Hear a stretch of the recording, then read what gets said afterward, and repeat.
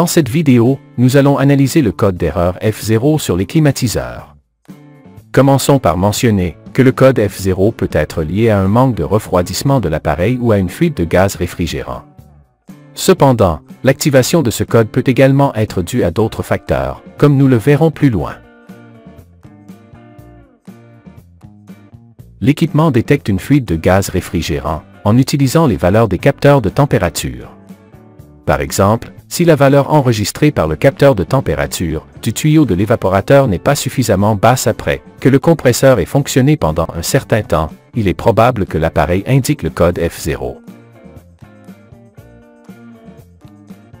Certaines marques associant directement le code F0 à un manque de refroidissement ou à des problèmes de fuite de gaz réfrigérant sont Olympus, Lennox, Enro, Mirage, GRE, Hitachi, Haier. Nous présentons ci-dessous les étapes pour résoudre le code d'erreur F0 lorsqu'il se réfère à une fuite de gaz ou à un défaut de détection de refroidissement. 1. Éteignez l'appareil et débranchez-le de l'alimentation électrique. Attendez quelques minutes, rallumez-le et vérifiez si l'erreur persiste. 2. Si l'erreur persiste, avec l'appareil en mode refroidissement, vérifiez si l'air qui sort de l'unité intérieure est suffisamment froid en plaçant vos mains devant la sortie d'air. 3. Si l'air est suffisamment froid, il est probable qu'il n'y ait pas de fuite de gaz réfrigérant, ni de manque de refroidissement, et le problème pourrait être une fausse alarme. 4. Pour écarter une fausse alarme, concentrez votre diagnostic sur le capteur de température de l'échangeur de chaleur de l'unité intérieure, capteur de puits ou évaporateur. 5. Vérifiez la position correcte du capteur et l'état des câbles, qui relient la carte électronique au capteur. 6. Si l'erreur persiste, éteignez l'appareil, débranchez le capteur, nettoyez les connexions et reconnectez-le.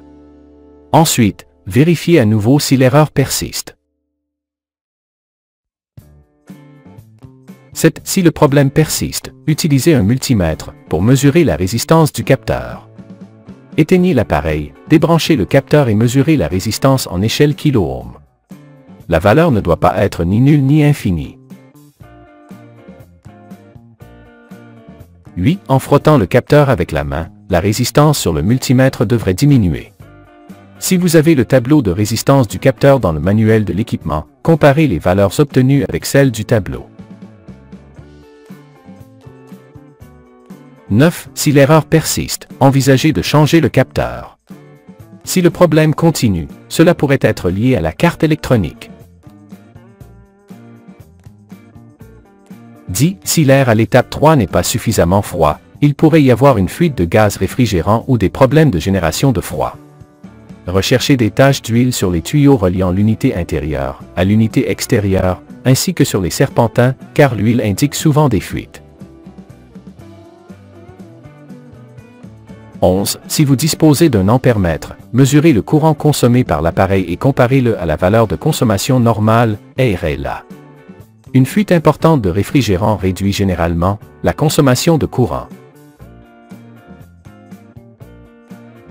12. N'oubliez pas que si l'appareil a une fuite, celle-ci doit être réparée. S'il est à court de gaz, il est nécessaire de faire un vide et de recharger la quantité de gaz indiquée par le fabricant. 13. Un appareil fonctionnant correctement avec du réfrigérant R410A ou R32 devrait avoir une pression de fonctionnement proche de 120 psi lorsqu'il est en marche. S'il y a une fuite, cette valeur sera plus faible. 14. Il pourrait également y avoir une obstruction dans un tuyau, empêchant le réfrigérant d'atteindre l'unité intérieure. Portez attention aux tubes capillaires. Si du givre se forme ou s'il est excessivement froid, cela pourrait indiquer une obstruction interne à cet endroit. Vérifiez qu'il n'y a pas de tuyau plié, empêchant le passage du réfrigérant. De plus, vérifiez que les vannes de l'unité extérieure, qui contrôlent le passage du réfrigérant, sont ouvertes.